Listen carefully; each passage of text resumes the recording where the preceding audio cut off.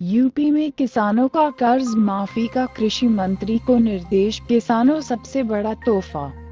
केंद्रीय कृषि मंत्री राधा मोहन सिंह ने आज कहा कि उत्तर प्रदेश में नई भाजपा सरकार राज्य के किसानों का कर्ज माफ करेगी और कर्ज माफी का बोझ केंद्र सरकार उठाएगी। लोकसभा में कृषि मंत्रालय की अनुदान के मांगों पर चर्चा के दौरान इनेलो के दुष्यंत चौटाला ने कहा कि भाजपा ने उत्तर प्रदेश में किसानों का कर्ज माफ करने का वादा किया है, लेकिन वित्त मंत्रालय के मुताबिक आरबीआई को लगता है कि इसका नकारात्मक असर पड़ेगा।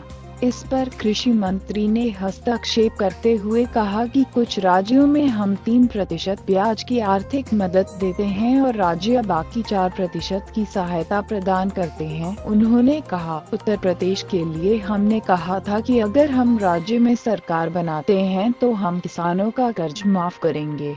यह लागत केंद्र सरकार के खजाने से वहन की जाएगी। सिंह ने केंद्र पर दोहरे मानदंड अपनाने के चौटाला के आरोपों को खारिज करते हुए कहा, अगर कुछ राज्य किसानों के लिए ब्याज में सहायता दे रहे हैं तो इसकी तारीफ करनी चाहिए। जब चौटाला ने कहा कि भाजपा की सरकारें हरियाणा और महाराष्ट्र में भी हैं, लेकिन ये राज्य किसानों को कर्ज माफी क्यों नहीं दे रहे। इस पर लोकसभा उपाध्यक्ष एम तंबेदुरई ने कहा, यह राज्य के चुनावी घोषणा पत्र में था, यह लोकसभा के चुनावी घोषणा पत्र में नहीं था।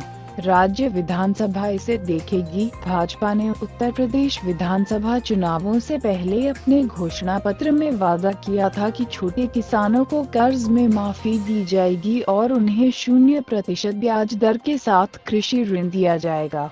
प्रधानमंत्री नरेंद्र मोदी ने अपनी चुनावी रैलियों में यह बात कही थी।